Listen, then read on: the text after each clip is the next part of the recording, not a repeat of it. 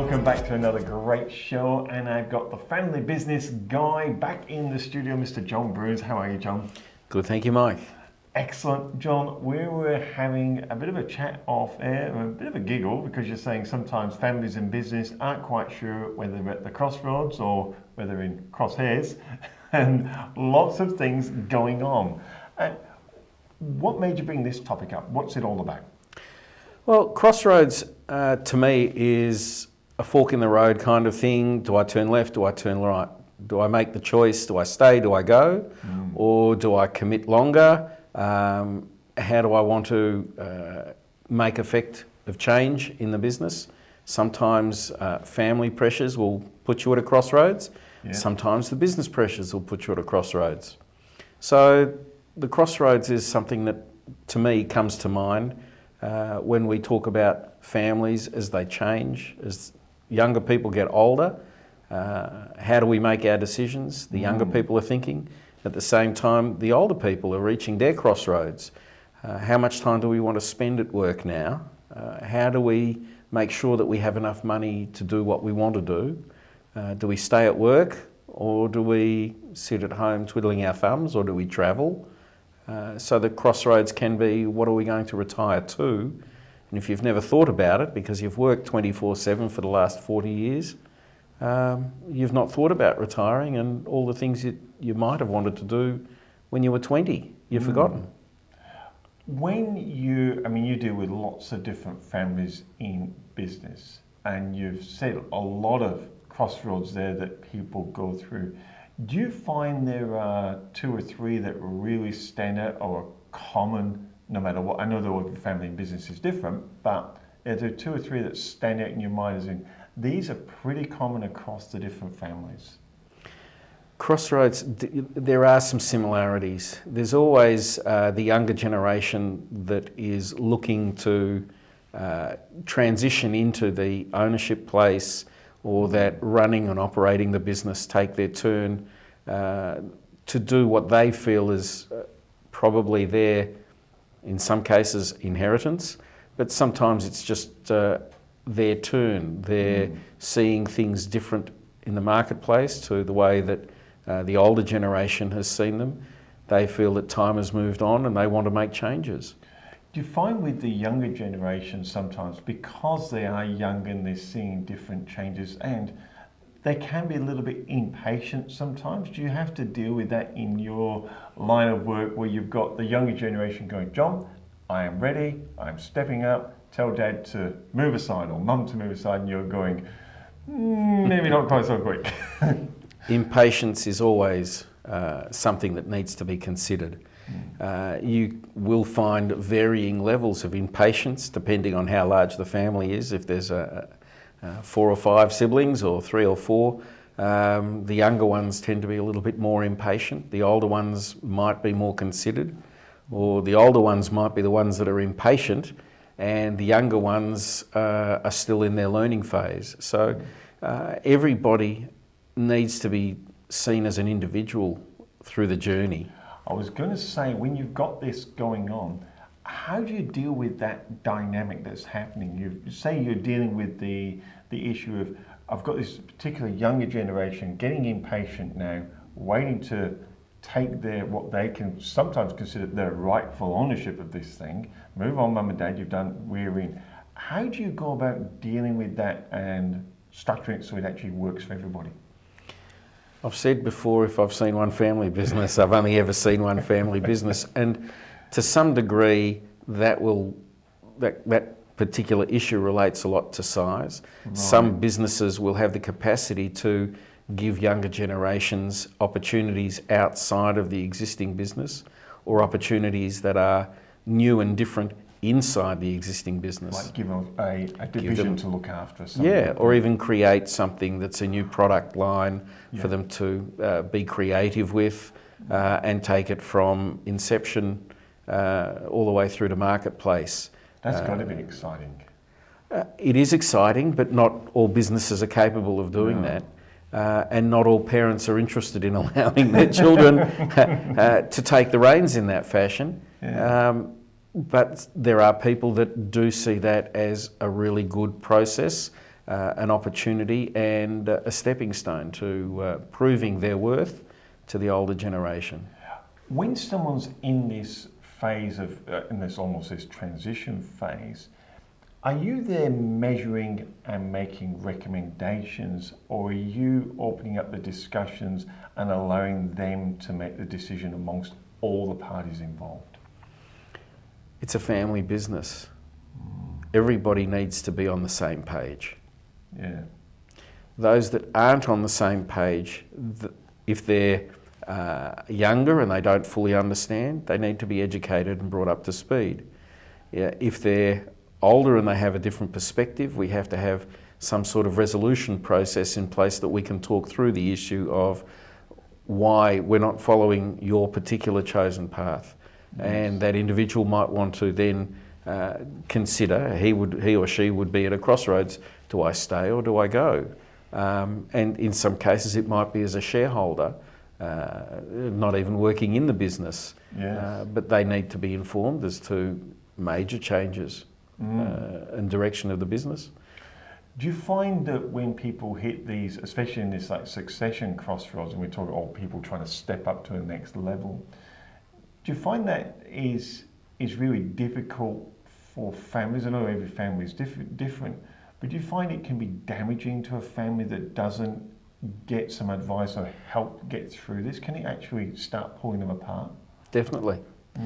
The danger of doing nothing is you get the same thing. And if there are frustrations that seem to rise up in younger people, or even sometimes the older people are frustrated, the younger ones don't step up. Those frustrations can boil over, and things can be said that can actually change the dynamic at play, not just in the business, but also within the family. So it is these are dangerous times. Being at the crossroads is a matter of making a choice when the choice comes to you. So you're driving down the road, you come to a fork in the road, you don't just sit there. Some people sit there because making the choice is too hard. So if you sit there and there's no change, what is going to happen is the change will evolve around you, and the change will then be forced by the environment. And if you're not a part of that change, or you can be a part of that change, but the effect is upon you, not being choosing, not having that choice to be involved in the change, that can be really damaging. And the damage can have a ripple effect and go through next gen and through siblings. You know, when you're talking that, so as an advisor, and you've seen lots of these things. I know when you've only seen one family business, you've only seen one family business, well, a family in business, as you like to call it. When you find, say we're talking about the younger generation just for a moment, not picking on them in particular, but there seems to be this big transition.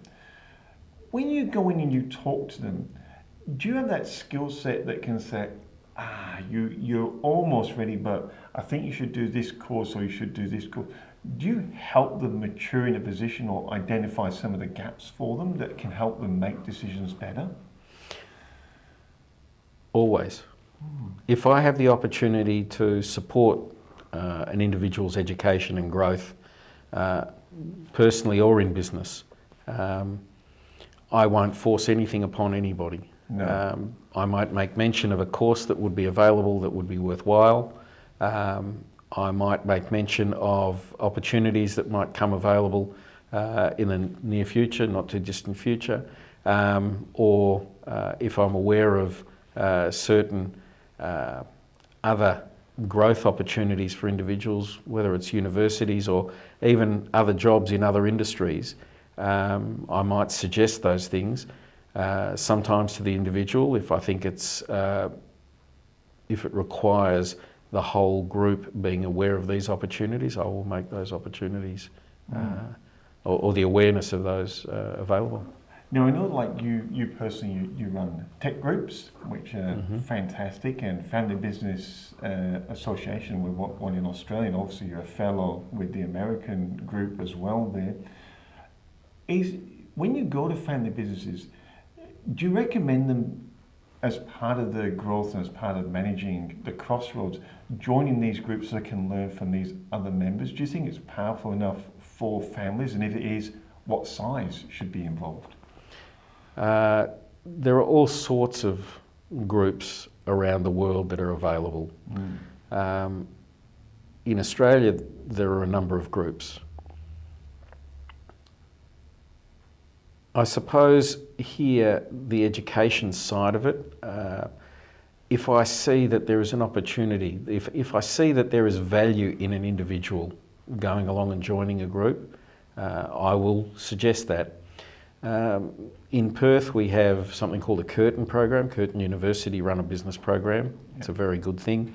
And there are different CEOs that I've recommended to go and do that program. There are different younger generation members in family businesses that I've recommended do that course.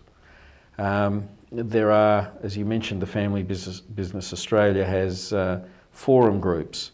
Sometimes that avenue and that forum is a great place for somebody from a family business to learn a little bit about family dynamics. It's not specifically a business education program where you'll get a degree or a certificate.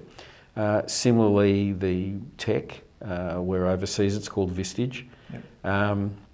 That is something also that's continuous learning, continuous professional development for an individual who's a CEO, and that will have different benefits. So if there's opportunities to learn about the field that you're working in, I think we should all be learning every day as much as we can. So most people work in their businesses, they're buried in their businesses 24/7.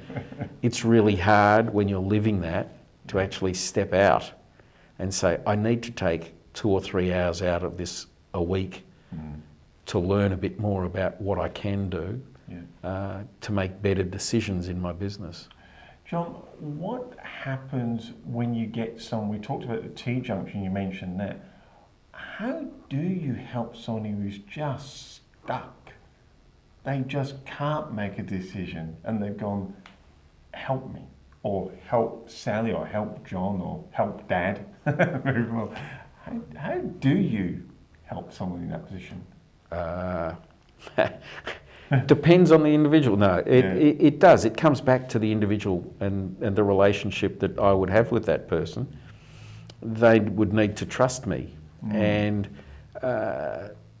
trust here, we're talking about, Mike, I know you reasonably well. I trust you to look after the video programming. Would I trust you with my bank account?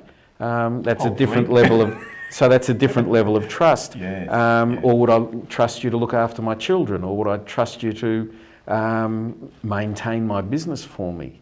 So again, here's a one-on-one issue where I would have to gain the trust of the person that I was able to have a conversation with them, to challenge them, and to work probably by asking lots of questions as to what they were stuck with. Why did they believe they were stuck?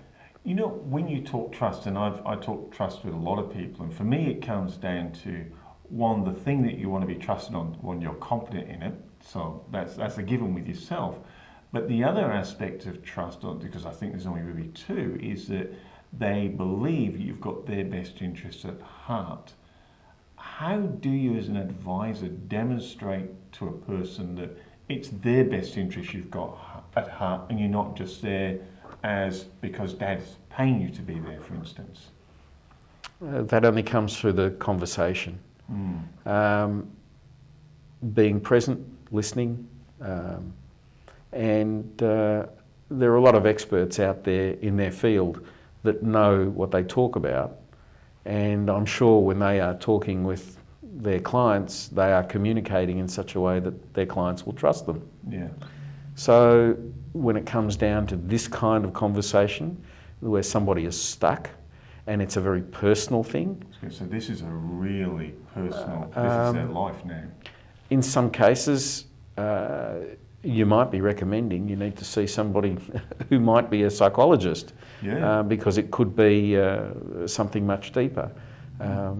And I'm not a psychologist. So I have to work with the individual. I must admit, I do like that about you, that when you recognise something, you're not frightened to go, hey, maybe this is someone else you should talk to, or maybe this is what you should do. You're very open to the fact you are there for them, and what's in their best interest, is what moves them forward. I work with the family business system. So although I may be invited in by the founder of the business or the leader of the business, I make it well known that I'm looking after the family, all the members of the family, and the business, so that the best outcomes are always achieved. It's not necessarily financially the highest level that we can achieve, but it will be the best outcome for the family and the business, so that we can continue to grow the way that we want. We talk of Crossroads, and I mean, we've talked to the younger generation, but then of course the older generation don't want to let go for a variety of reasons. One can be fear, can be what am I going to do? I haven't done anything else. How does the conversations with the older generation go when they are now in the crosshairs? Well, we might as well say they're in the crosshairs, because the young ones are gunning for them. Get them out. Yeah, that's potentially correct. Yeah. These conversations, if they are the shareholders, then we need to have an understanding between the older generation and the younger generation that things don't necessarily move as fast as the younger generation want. Yes, but the older generation need to recognise the fact that maybe their use-by date's coming closer. And what does that mean? So how then do we transition the older generation in a way that's respectful, in a way that's understanding, in a way that's financially secure, for them to be able to choose their exit strategy as individuals. It's interesting you mentioned financially secure, and we've all been around business for, and look, I'll be guilty of this as well. In some of my businesses, how I draw cash out may not be as per, as a proper business should be. And sometimes you find older generations, they're so used to, well, we need a bit of extra money, we'll just take that out of there, we'll take this out of here. But all of a sudden in the handover, do you find, and not just picking that particular one, that there is a tidying up of, say, some of the processes that need to be done to make it a better handover? That'll depend on the business and the stage of business they're in. Yeah. Crosshairs, to some degree, if I was to draw one axis that said the family axis, where are we on the family axis? Are we the start off, just the founders of the business? Are we maybe moving to the second generation, or are we third or fourth generation? So that's one axis. Yeah. And we looked at that from a family point of view. Then we look at the business axis. Is it a start-up? Is it a mature business? Is it a growth phase? Right? Yeah. So where are we at from a business perspective? And so you've got the family business, and who are the owners? Is it just 2 or 3 shareholders? Or is it 10 siblings or cousins that are shareholders? Or have we gone to a privately public business where you've got up to a couple of hundred shareholders? Or then is it a public company? And then you'll have different levels of professionalism in the business, and you might have different governance structures. So it's not just a simple answer that you're asking me. We've got a real variety of opportunity and options there that need to be all investigated. It is. I love that analogy of the crosshairs there, and it's fascinating. It'd be wondering how many people actually go away now and actually draw those crosshairs and match them up and say, aha. I think one of the crossroads that people do come to, when they realise the business is morphing or change is happening and they're a bit stuck, they have to make the decision of getting an advisor like yourself in. So a family business advisor or an advisor of some sort. What are some of the things they should put into consideration as a family, and should it be the whole family? Do you recommend the whole family should have a discussion first about engaging an advisor? What are some of your thoughts around that? Put you right on the spot. Yeah, look, I never really know where the connection comes to a client family, because sometimes it'll be a younger generation member that will approach me, they've found me. Sometimes it will be an older generation person will have heard about me or been referred to me. So referral seems to happen quite often. For somebody to go looking for a family business advisor that has family business skills, looking for an FFI accreditation is great value from an international point of view. The Family Firm Institute, if you can see accreditation through that, that's a step in the right direction. In Australia, we have Family Business Australia, and we have accredited advisors, and I think they are specialised in their field of expertise. Yeah. So my field of expertise is in the business and in the soft skills, working with the family. Right. And accountants, if they're family business advisors in Australia, they're accredited with their profession and their skill levels.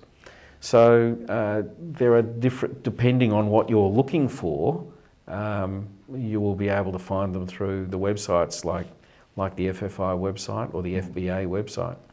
When someone goes looking, whether it's an older or younger generation, say it's the older generation, do you personally feel there's a benefit to them pre-discussing it with the family first that they're getting an advisor, or you just find that no matter how much that might be a good idea, it's just never the reality?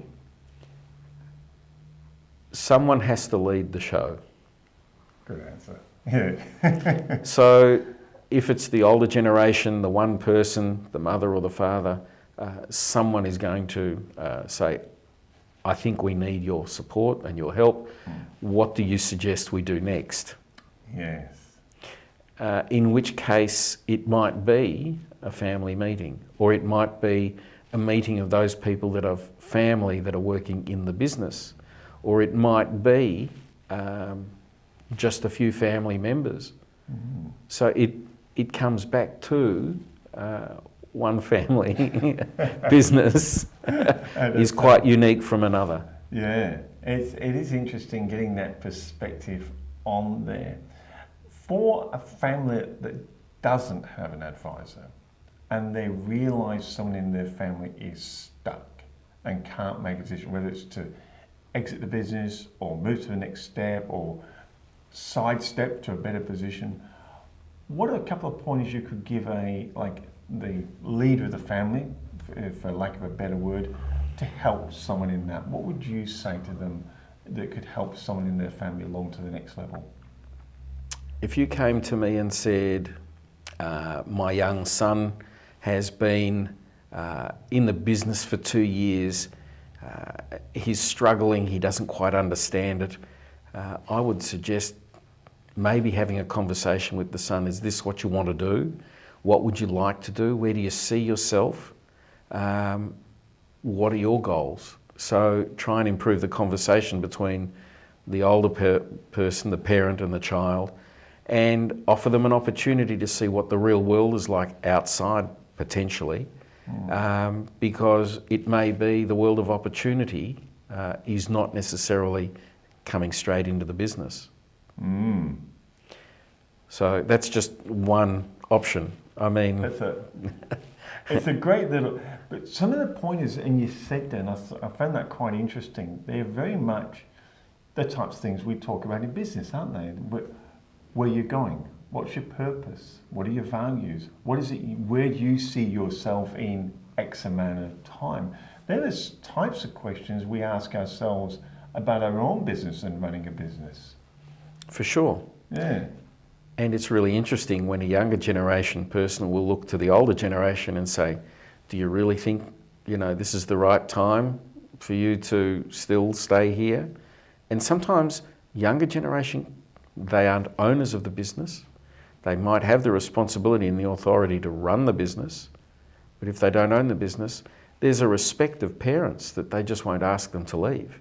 In which case, it's a difficult circumstance. Yes. Where do we go from there?